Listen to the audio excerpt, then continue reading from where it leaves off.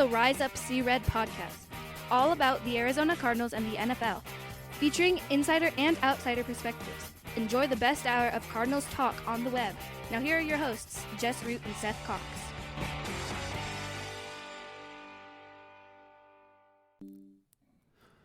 Hello, Arizona Cardinals fans, and welcome to the latest edition of the Rise Up See Red podcast, the best hour of Cardinals talk on the web. I'm your host, Jess Root from CardsWire.com, the USA Today NFL Wire site, covering the Arizona Cardinals. And with me for our first preview show of the week is Seth Cox, my co-host from RevengeOfTheBirds.com, SB Nation's Arizona Cardinals site, and one of the hosts of the original Draft Breakdown podcast.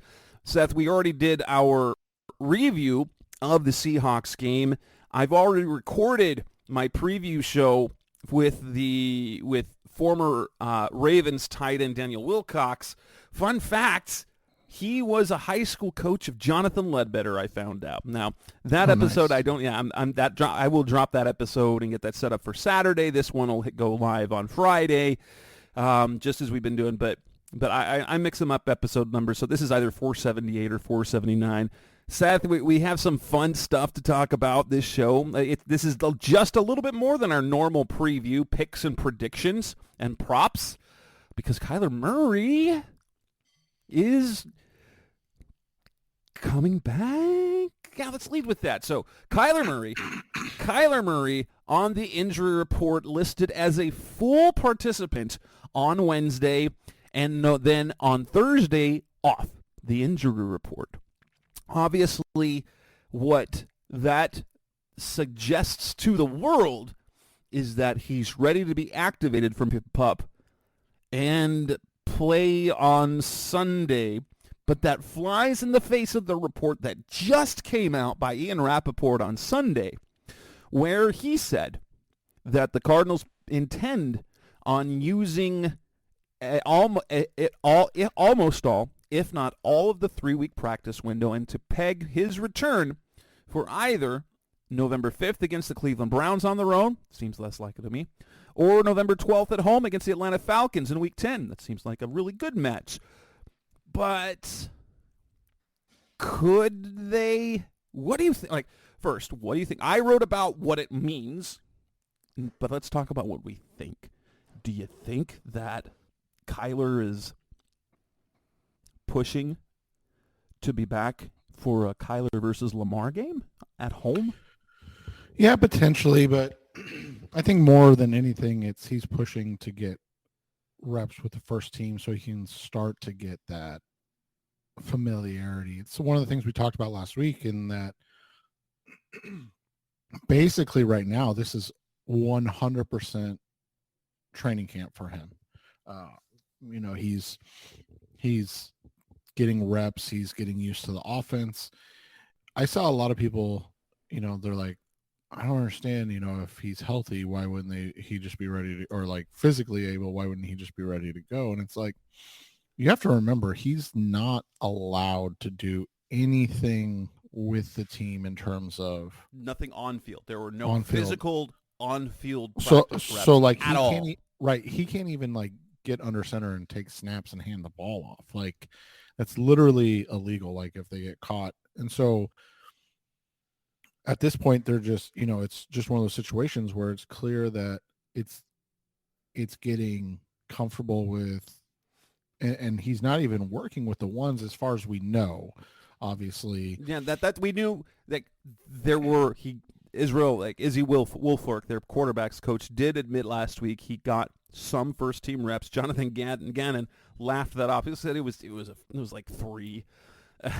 That he was mostly getting reps with the second team. Now, the way the Cardinals do things is they have their game prep stuff. So they've got scout team their defense versus scout team, office versus scout team, so that they're practicing their game prep stuff. But they also like to do a portion of competitive, so good on good, and just to keep things competitive. And their padded practices on Thursdays. And that's when all the Cardinals, they always end up getting those new injuries pop up. It's because they have their physical practice. But it looks like, so what they were doing last week for the most part was getting Kyler Murray doing competitive reps against the starting defense, because he needs reps. And so to the closest thing to opponent starting defenses in a game speed setting would be to go against practice and competitive practice reps against your starting defense.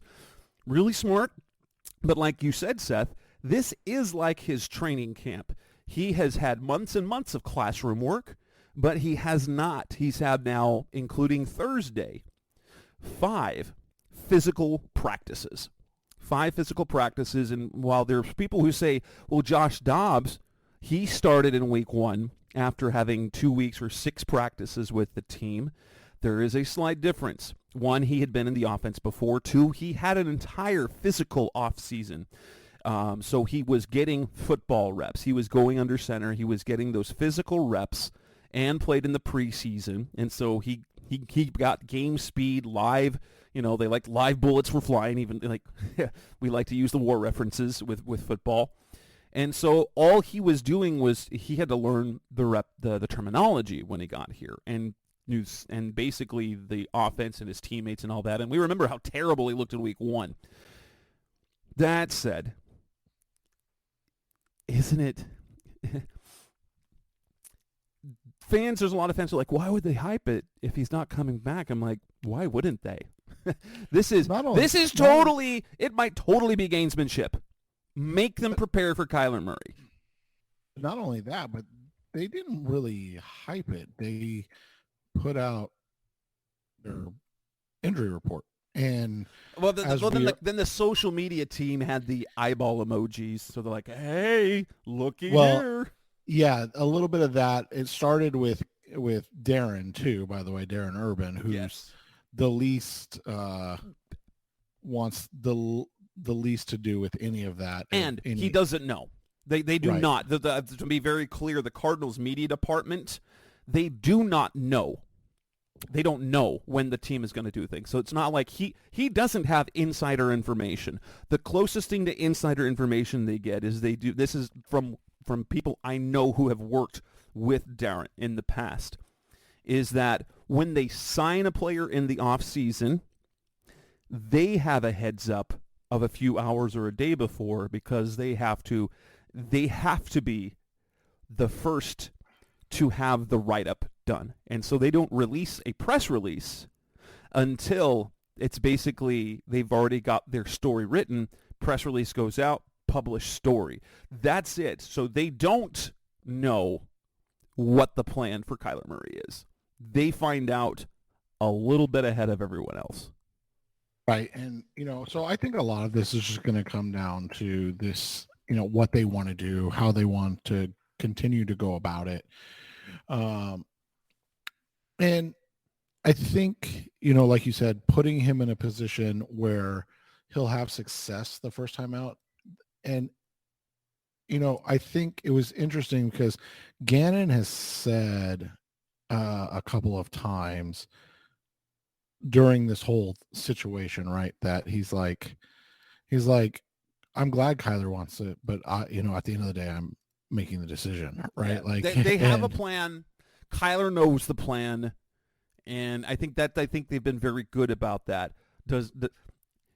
All that means, like the one thing we know it means, being off the injury report, is that the knee is no longer limiting his practice reps. That the knee, like the physical part of the knee, that is not an issue anymore.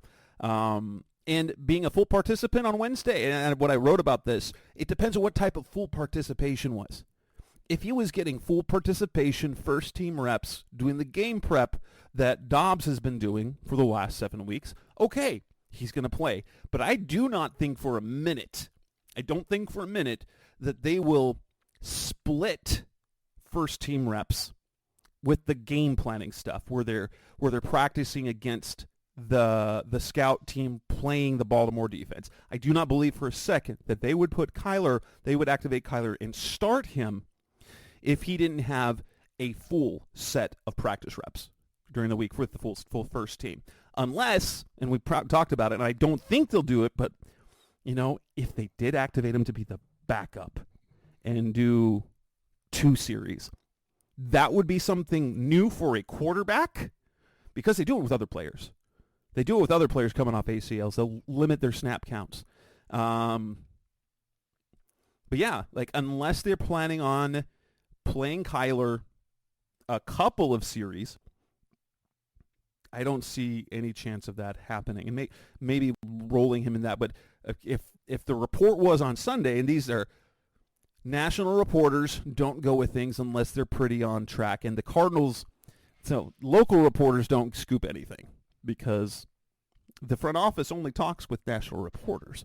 And so when Rappaport comes out and says expect him in November, I would expect him in November.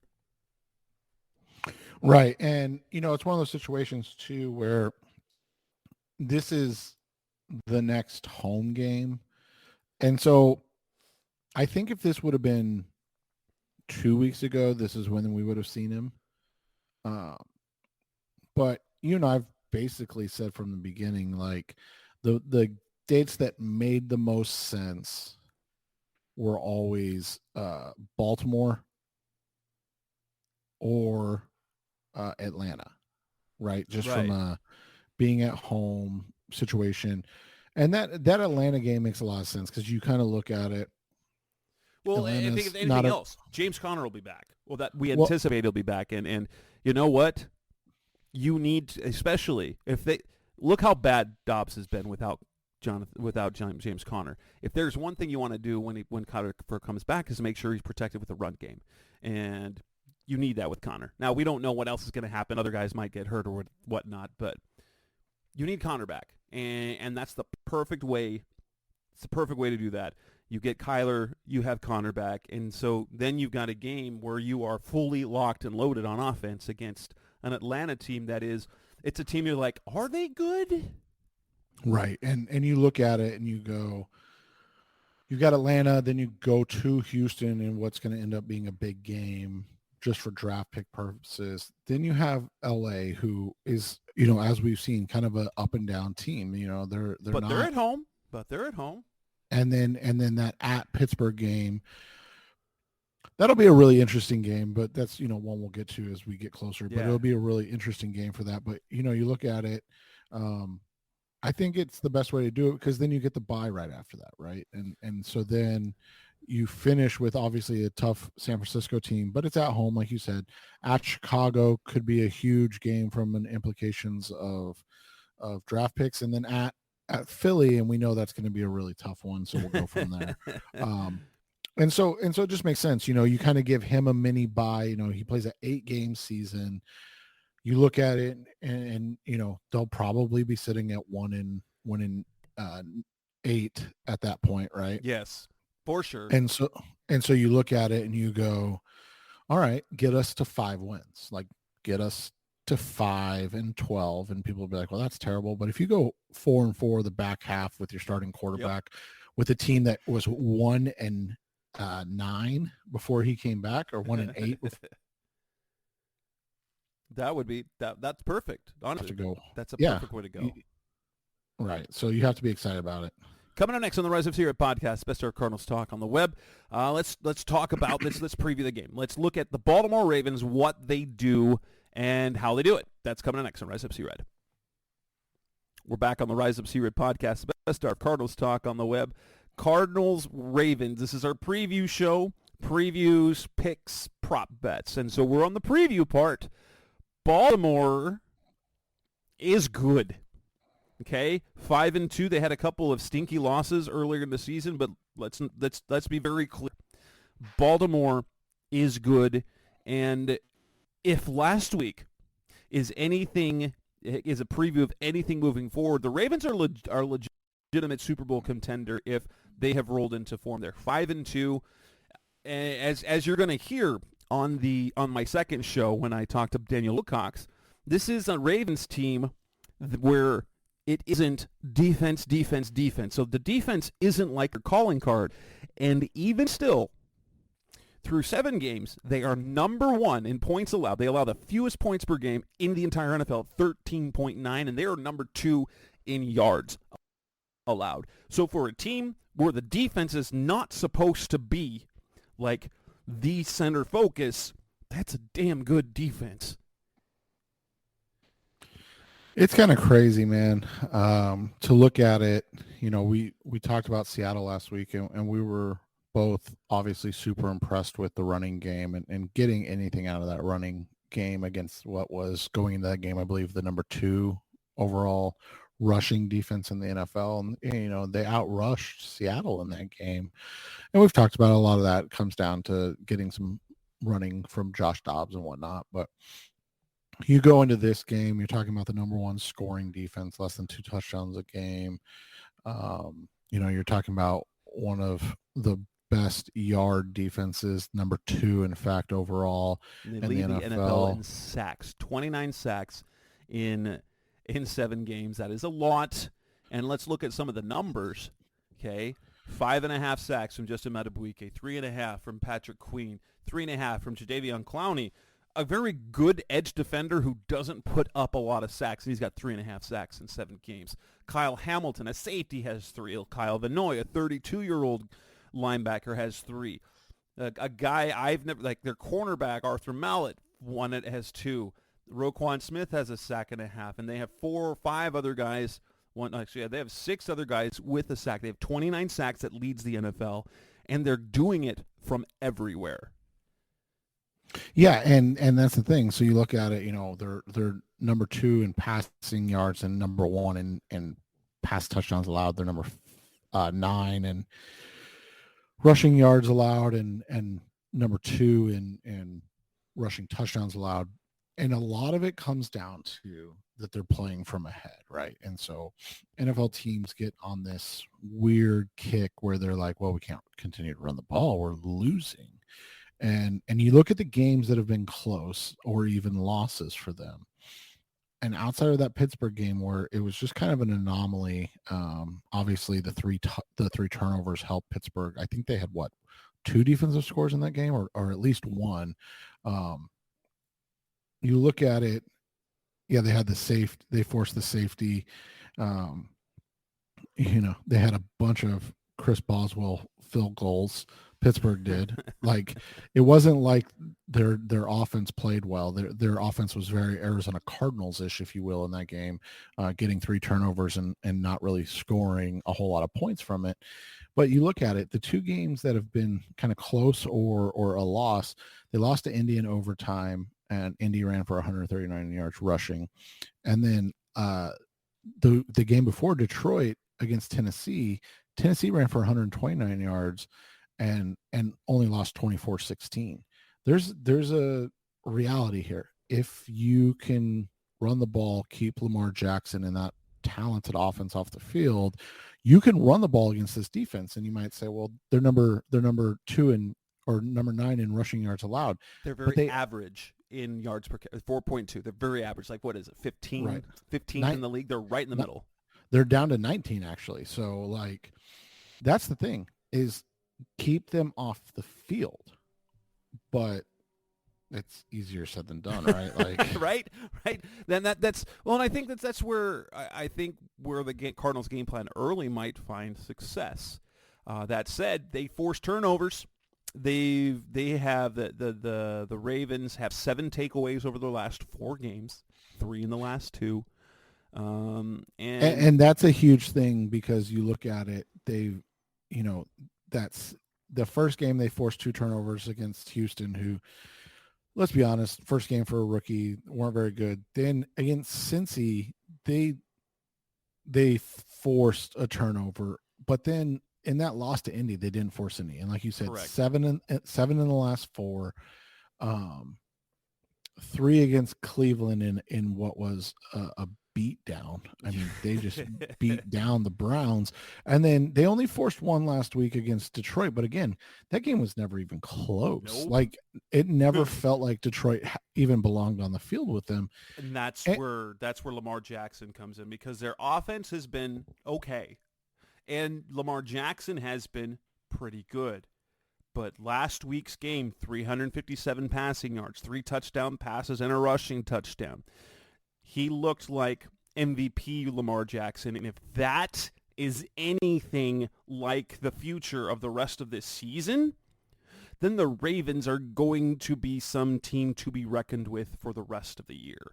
And oh my gosh, if Lamar plays anything close to that, the Cardinals will absolutely get blown out of the water at home. Yeah, and it's one of those situations you look at it, it sucks. And the way he played last week, thank God it happened last week. and not, yes, they had their get right game, so please don't get righter. Right, and that's kind of what you look at it as, is that this is just a team that is unfortunately, they're just better at literally every position on the field from a talent perspective. It's true. It's true. Than the Arizona Cardinals, and if their offense is getting more in tune, then it's going to be even a more difficult situation, because you look at it, they've got two guys over 300 yards rushing in Gus Edwards and Lamar Jackson. Receiving wise, it hasn't been great, but it hasn't been bad. Zay Flowers looks like what we kind of expected him to look like coming out, 442 yards. Mark Andrews is one of the top 3 to 5 tight ends in the 5 NFL. touchdown catches so far. Yeah, and he's still averaging almost 13 yards a catch. Yeah, and 60 yards per game, so he's on pace for another 1,000-yard season. Odell's done nothing, but but here's the thing. Well, yeah. Oh, jeez. Yeah. So Odell, for what we know, he still hasn't done anything, and that's kind of scary, because I don't want to say Odell's washed up, but he's going to be going against Marco Wilson, so yeah. It's just a difficult matchup, and we knew it was coming into the season. It's gotten increasingly more difficult as the season's gone along, and you look at it, and that meshes with what is going on in Vegas. I know we're about to touch on it, but the line has moved 1.5 points in the last day. So is it up to 10 now? 9.5 now. 9.5. Yeah, so it was at 8. It opened at 8, moved up to 8.5, dropped to 7.5. That had to be. Wasn't that yesterday? That was right after the Kyler injury report thing. It had to be. Yeah, and then it's back up to 9.5 today. Because people are saying, nah, he's not coming back. Well, not just that, but like down to 7.5, people are like, bet the Ravens. Like, yes. Oh my gosh. Yeah. And this Ravens team is incredibly talented. They don't really have any weaknesses. The weakness is if Lamar's not right. And if Lamar is right, this offense is fantastic. Some of you could blame some of the offensive slowness. They didn't play their starters in the preseason. And so the first few games was their preseason in a new offensive system with Todd Monken. The defense has been exceptional. And that in fact, let's go to that, because there's matchups and keys. So coming up next on the Rise Up Seared podcast, the best hour of Cardinals talk on the web. Let's move to the next segment where we talk about keys and the matchups, because there's lots of them. That's coming up next on Rise Up Seared. We're back on the Rise Up Seared podcast, the best hour of Cardinals talk on the web. We've talked with Seth Cox, talking about we talked about Kyler, the potential return. We talked about the preview or preview the Ravens, kind of look at who they are. Let's look at individual matchups. There's some big ones in this one. And like Zay Flowers. And the Cardinals did a really good job and did not let a receiver go off against Seattle. Are they going to be able to do that this week? Or is Zay Flowers going to go bonkers? Or is this the game that Odell has a monster game? No, I think it'll be a Zay Flowers, Mark Andrews kind of, Gus Edwards / Lamar rushing game. So we're eyes are on Garrett Williams, perhaps, or maybe Jalen Thompson, perhaps, is back. Yeah, where is Zay? I mean, they move Zay around. He does. He gets moved around a lot, but I think he is, like, his primary spot is the slot, I would guess. But I was told they do move him around a lot, which means a lot of guys will get some looks against him. But we like to peg individual matchups, because that's not nearly as much as to say all the Cardinals cornerbacks against Yeah, Zay so Flowers. you look at it when he's in the slot. So he's been 146 snaps in the slot and 260 snaps out wide. So I think when he's in the slot, it's going to be more Garrett, right? It's got to be unless Jalen's is back in there, and I wonder if with Thompson back, if they will make him safety. It's like I don't like. That's another thing to see, because last week the question was who's in the slot.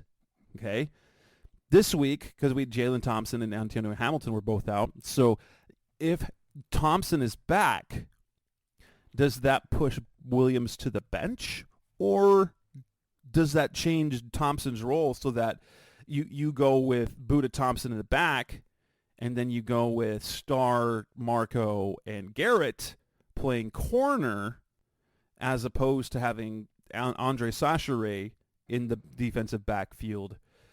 I'm not sure which I'd like better, but I like the potential. I like the potential of using Garrett Williams, so that the youth and the potential there, more than having Sachare in the back. But that'll be an interesting thing, is where Williams falls with everything once guys are healthy. Right. That's what I'm interested in. So, obviously you have Zay when he's in the slot. You're looking at Williams or Thompson. But let me ask you this, because most of Mark Andrews' time is in the slot as well. So if they're going double slot, like when they go 4 wide with Andrews and Zay in the slot together, you have to put Thompson on Andrews more, right? Or at least on that side. You just from a so. size comparison. Yeah, that would make sense. That would make sense. Now, I wonder if they've played against each other, going back to Zay and Garrett in college. I'm going to look real quick. Go ahead. I was wondering if you're looking at Odell, if you'd rather see, assuming that and the depth chart shows it. They actually shows it. Starling Thomas, that is, getting the first. He's now ahead of Keitrell Clark on the depth chart. So would you rather see Star Thomas or Marco Wilson on Odell?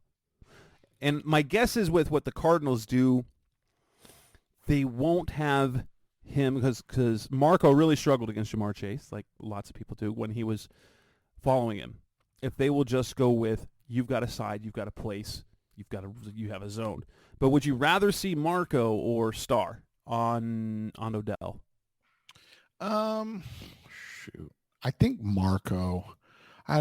Just because Odell hasn't been good this year. So I think you can get away with Marco versus Rashad Bateman or Nelson Aguilar, who've really been, a little bit more productive, especially Aguilar. He's got 2 touchdown receptions. Like, I don't know if I necessarily want to leave that up to chance. It's tough though with how poorly Marco's played until this last week, right? Yeah, we do know this, if he can get some technical consistency, he has the tools to be absolutely great. But he's also so wildly inconsistent. Like, his bad is bad and his good is great. That's where, like, when we go back to Patrick Peterson, most of the time, so his good was great, but even his bad up until just last year and a half, his bad was just not bad. His last year here, his bad was bad. Now, he has picked it up because of, I believe they're scheming him better in his new, since the Vikings and the Steelers, because he was really good with the Vikings, and I think it was the scheme helped him with that. But that you want to bring the floor up, and that's been the problem with Marco, is that the floor was being very low. Yeah, and it's that's the issue. I think ideally he's covering Bateman when Bateman's in, and then you can kind of readjust from there. But they play so much zone anyways, right? Yeah. That it's just, you want him not having to worry about covering Zay in a straight line race, because he's probably going to lose. Yeah. Uh, there's lots of good matchups to look at on the front. Justin Madubuike up against Will Hernandez is going to be a big one. Jadeveon Clowney against Paris Johnson is going to be a big one up front. Yeah, I think those are the big ones. And then also, obviously, we also want to see, and this is not for matchup purposes. This is like, so is Tristan Colon the starter now?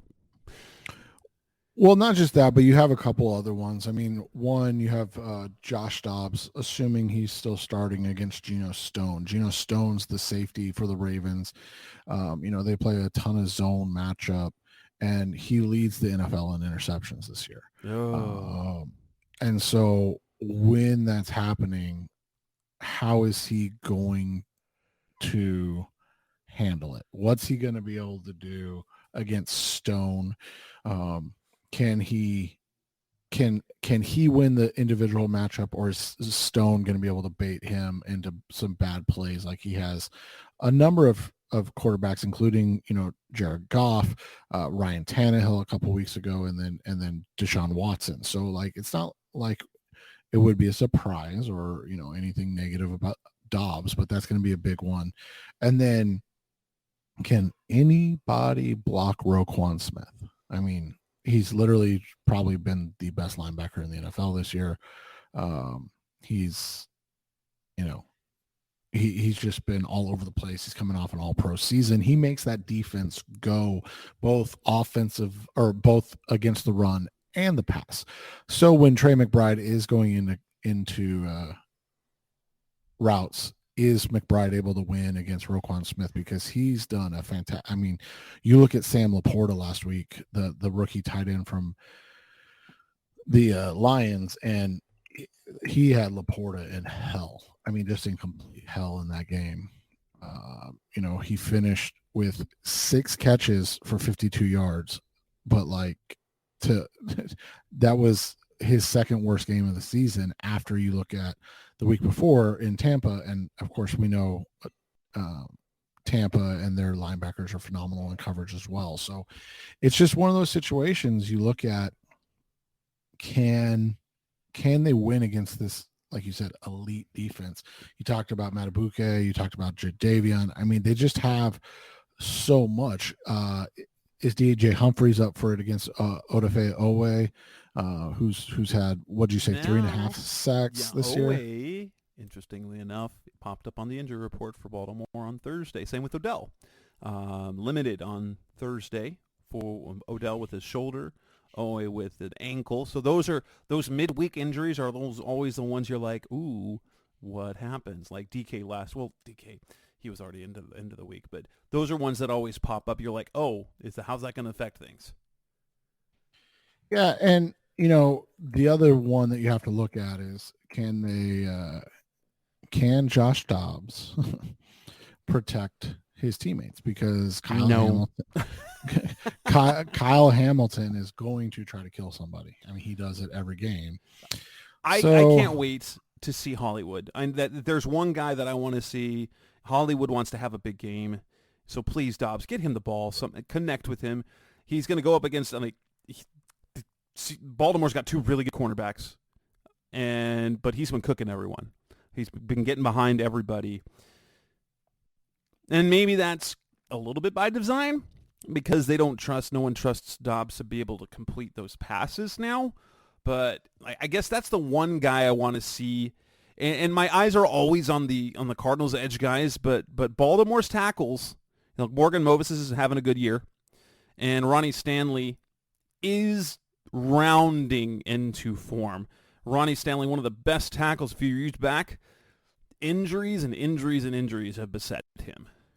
Yeah, and I mean, you look at it, there's rumors, and hopefully those rumors are not true until after the game on Sunday, but there's rumors that, the Ravens are making overtures about Derrick Henry.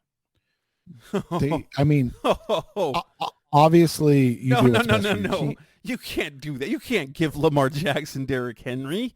Right. No. And you obviously do what's best for your team, but you look at their rushing totals per game, they don't need Derrick Henry. Remember, J.K. Dobbins blew his his Achilles in the first game. And since that game, they're averaging 145 yards per game rushing. 145. I think that's fairly close to what the Cardinals average per game passing. So like they're like, it's just like Jess said, you can run through the entire Tyler Linderbaum. Their center has been, fantastic. They obviously, you mentioned Ronnie Stanley. They've done a great job kind of building this roster around their talent and finding guys that fit with what Lamar does well, and finding guys that fit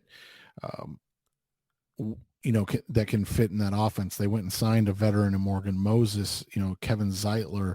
Like, you look at what they have on their O-line, and it's this beautiful mix of power and speed and the ability to, and young and old. And like, it's a class A in team building. And yeah, I mean, it's going to be a game where it's going to, demand a lot of Josh Dobbs to not make mistakes, but also to be able to move the ball consistently for them to stay in the game, because they're going to have to keep pace offensively. I mean, that's just the reality of it. You look at what they've done this year, the Ravens, they're just really, really good at scoring points. And, the Cardinals are not. Yeah. There's no good way to put it. They were, because they were putting up 28 points, 28 points against, the Giants, 28 points against the Cowboys. They put up 19 against San Francisco and should have had 26 based on the end of that game. So, but and they still scored 20 against the Bengals, but after that, it has just been a struggle bus. It's been the bus of struggle since that point.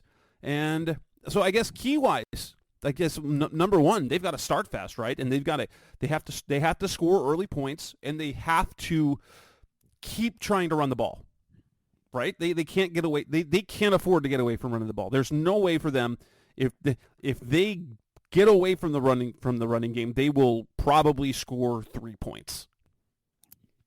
Yeah, it's funny because, and we're going to talk about it shortly, but the over-under in this game is 44.5.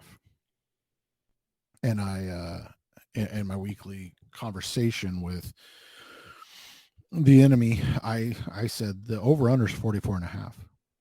Do the Ravens score over 40, where that's attainable, or do they have such a defensive letdown that they allow the Cardinals to score 10 or more? And that's because it doesn't feel like it just doesn't feel like there's any way that the Cardinals can get it to 24-21, right? Like, that seems like such a mountain to climb the way they've played, especially the last 3 weeks. Yeah, it absolutely does. It seems like we have the same keys every week, right? They can't turn the ball over. They can't afford that, period. They have to force turnovers. I think this is the first week, though, that we've said that they have got to run the ball well. Like, yeah, and we talk about the only way, because I keep going to keep saying this. You can mark Josh Dobbs' decline in the passing game directly with losing James Conner. And last week they, quote unquote, ran the ball well, but it wasn't an impactful run. So they're having to gimmick their word of yards with Dobbs scrambles and Ronald Moore in the backfield, and that's different. And while that's important for the run game, it's not the same as getting tough yards. And DeMercado did fine, 58 yards, 13 carries, but they're going to need, I think they're going to need 75 yards from their running backs. To, like, if we're just looking at the running backs only, and then have the gimmick yards after that, they need 75 yards from their running backs to even be in a conversation of staying competitive. Right, and they're gonna have to just limit the hell out of because I mean, if the Ravens, and I'm going back to last week against Seattle, if the Ravens get the same amount of drives, so the Ravens had, or sorry, the Seahawks had 10 drives, and then we can call it 9 without that without the kneel downs at the end of the game. So 9 drives. It feels like, I know this is crazy, but it feels like at least 5 of those are touchdown drives with how they played last week. And remember, Jess and I talked about this to begin with. They did that against Detroit last week. So that's not like, it's not a joke. Like, that's how good this offense can be when they're on, and they've already shown it twice this year. Yeah, that's rough. Coming up next on the Rise of Sea Red podcast, the best hour of Cardinals talk on the web. Let's move on to our last segment. Let's make our actual predictions and picks and talk about some prop bets, though there aren't as many as we would like. That's coming up next on Rise of Sea Red. Back on the Rise of Sea Red podcast, best hour of Cardinals talk on the web. Time to talk picks and predictions. It sounds like it's safe to say that you do not think the Cardinals were backdoor cover this week. Am I correct? No, I'm giving up on that pipe dream. You know, it was a good 3-week, or what was it, 5-week run, and then it's really gone downhill since then. And the fact that we can't even call the first half money lines anymore. I'm not making that prediction this week. Not making that prediction this week. Yeah, it's unfortunate because those both felt like great small wins for us, and as the situation was going, and now, and here's a couple things to know. You can bet quarters, obviously, and things like that. So the Ravens have covered in every second quarter of the season. They're -3.5 in the second quarter as of right now, plus 105. So take that. That's obviously an easy one. You look at the first half total points at 22.5. I would take the over in the first half, just because that's tends to be when the Cardinals score their points, right? Like what we've seen from them throughout this year. They haven't scored in 3 games now since Cincy, correct? Yep. Yeah. And so if you're comfortable betting the over 44.5 in general, then that's on you. That's a decision you'll make, but you have to understand that it's very unlikely. And I mean, the last 3 games, the Cardinals have scored 6 combined points in the second half, and all 6 of those came against Cincy. It's just, it feels daunting to see that number move in any direction. So, I don't mind the over 22.5. I would not take the over in the game. I would. My score prediction is 28-13, and this is with the defense continuing to play very hard, and I think it also leads to they start running the ball a lot, and so a very methodical run game. It's going to slow things down, and they just won't have the chance to hit the 30. So yeah, I don't love the over for that. Player props are few and far between for the Cardinals. Although here's an interesting stat. You've got Mark Andrews coming in. You've got Mark Andrews coming into this weekend with 5 touchdowns. You know what the Cardinals have not done yet this year? They have not allowed a touchdown to a tight end. So something's got to give this week. Yeah, so let's see. Let me see. So we've got total combined touchdowns. Mark Andrews. Do we want to this one is an interesting one. Combined touchdowns in Mari DiMercato and Mark Andrews. Under half a touchdown, plus 135. If we look at the trends here, because the Cardinals have not given up a tight end touchdown, And DeMarcado, he's probably not going to score. I don't know. You would assume he won't, but I mean, crazier things have happened. It's interesting that there's no player touchdown bets yet in this, at least on DraftKings. There are, like you said, passing touchdowns, but no rushing or receiving touchdown or any time or first or anything like that. I do say over on Lamar Jackson's 231.5 passing yards. Yeah, that's really low. That's really low. I also like him over 1.5 passing touchdowns. I know he doesn't throw, or if they get close, he doesn't always throw the ball. But again, I think we're talking 5 or 6 touchdowns in this game. And so, I think they're going to have the opportunity to kind of replicate what we saw last week, where they won 38-6 type stuff. By the way, that still doesn't get us to the over, even if I know, like 38-3, still the under, guys, still the under. And so you look at it, he threw one to Aguilar, 2 to Mark Andrews, and then he had a rushing touchdown, and Gus Edwards had a rushing touchdown. I think you're going to see something similar to that this week. So on DraftKings right now, it's plus 105. So it's plus money to get him over 1.5 touchdowns.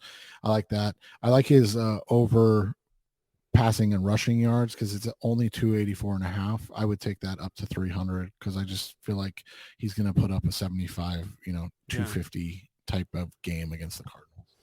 The only thing that Jess and I will both caveat everything with is if somehow they're up like 35 or 40 at the end of the third quarter, and so they pull everybody, like that's the caveat, right? Where they don't have to, because I mean, in last week's game when they were up 35-0, they were still throwing the ball, still, taking shots against the Lions. It may get out of hand more quickly. It could get out of hand more quickly if they play just as well as they have. The last Lamar prop that I like, and you notice we're not talking about the Cardinals. Well, it's hard when they don't have any prop. That's the thing, is that there are no Josh Dobbs props. There's passing props. There's no rushing props other than like combined rushing props with. There are receiving props. I do like Hollywood over 49.5. Especially this is a going back. This is playing his old team. He's going to want to have a good game. I'm not super confident, but I think it will happen because they will. I think they'll scheme for that. I don't know if it'll be on big plays, so I wouldn't go with like longest reception, but in volume, I think he'll hit 50 yards. Well, and I think there's a couple other ones. I think Michael Wilson over 28.5. Again, it's not going to be. That'll be 2 catches. He'll have 2 catches for 35 yards. Yeah, it's not going to be about big plays, but it could be about at the end of game or desperation throwing the ball some. I would stay away from Trey McBride's number this week. Like I said, Roquan Smith, fantastic. If you can get a combined number for Rondale Moore, look at it. Anything in the 25 range. We only have over under receiving yards at 26.5. I'd stay away from just his plain receiving yards, but if you can get a combined rush receiving in the 25.5 to 31.5 range, I would take that number. And then another interesting one, Lamar to throw an interception is plus 120. You look at his season thus far, he's been good, but he's got 3 interceptions.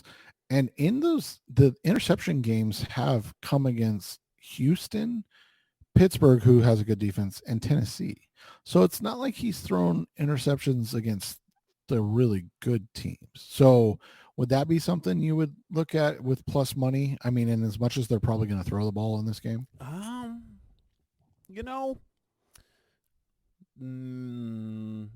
No, probably not this week.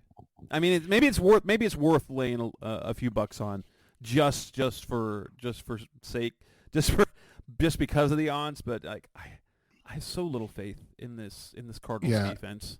And then once the Dobbs numbers come out, I'm gonna guess it's gonna be a real bad bad like number. 188 and a half. Yeah. Well, and I'm going to guess his his interception number is going to be like minus 175. Right. Yes. Like it would be, over 0.5 and it's minus 250. Right. If you can get, and I've never seen them do over 1.5, like more than one interception, but if they do it and it's plus money, I would still take it, honestly. Like, and that's again not a shot at Dobbs. I just think that's just money. That's not about our heart. That's just about the money. Right. And so those are, this is a tough week because it's literally Thursday and there's barely any numbers for Cardinals. The other one I wanted to ask you about, Matt Prater, point after attempts made. His under 1.5 is minus 110. That feels like a good bet because that's them scoring one touchdown. That's not bad. That's not bad. And my score prediction goes with that. So if you could go with that plus over 1.5 field goals at plus 120. Yeah. Maybe if you want to go crazy and parlay the two together and make for a really nice positive odds. Right. I think both of those are really good bets because, like we said, I don't expect them to score a bunch of touchdowns. I'll be quite frankly shocked if they score more than one. Right.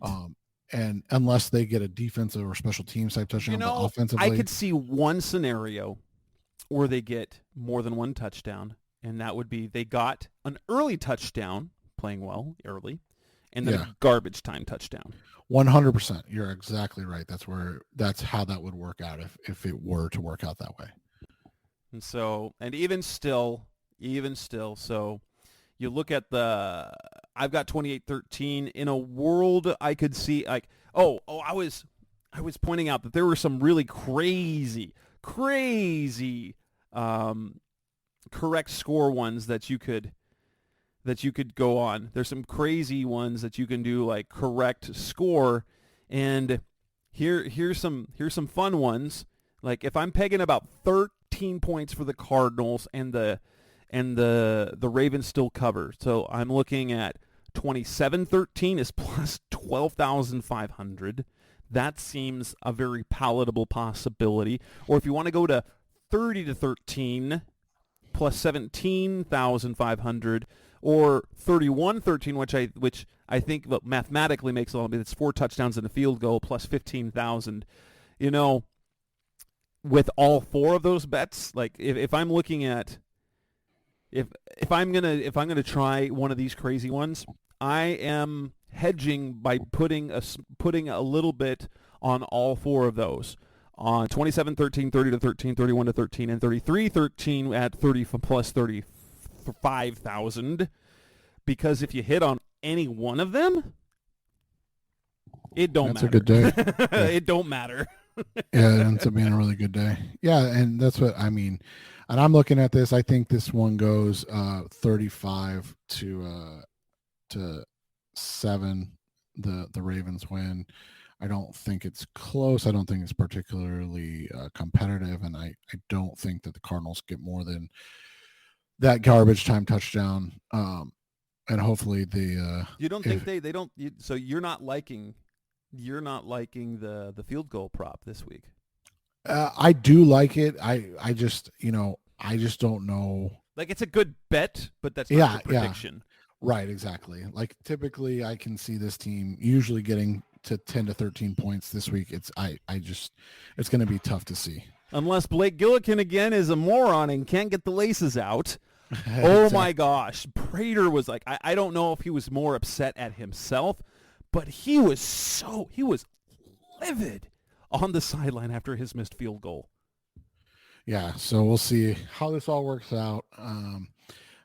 Like we said, this is one of the more depressing episodes we've had, and quite frankly, so go make some money, make some bets against the Cardinals, make some money, have a reason to watch the game. That's right. Bet the Ravens to cover, but don't bet the total because it could go either way. Because if they put up a if they put up a 40 spot, that just means a single touchdown. will get you the over. I like the under, but I'm not betting the under. Right, exactly. All right, with that, this will wrap up this edition of the Rise Up C Red Podcast. Best of Cardinals talk on the web. We have our special guest show coming up tomorrow. And then Seth and I will be back on Tuesday night, so you'll hear it on Wednesday. The show will drop on Wednesday when we'll be talking about a review of the Cardinals and Ravens. Hopefully it's not too terrible. But yeah, that's Seth Cox. I'm Jess Root. Thanks for listening as always. We'll be back again soon. Thanks for listening to the latest edition of the Rise Up See Red podcast. Listen to previous episodes and subscribe to the show on Apple Podcasts, Stitcher Radio, Audioboom, or many other podcast platforms so shows are delivered directly to your mobile device. Please give the show a 5-star rating and always support the sponsors who support the show. We'll be back soon for the best hour of Cardinals talk on the web. Rise up, Red Sea, be Red, See Red, and of course, Rise up, See Red.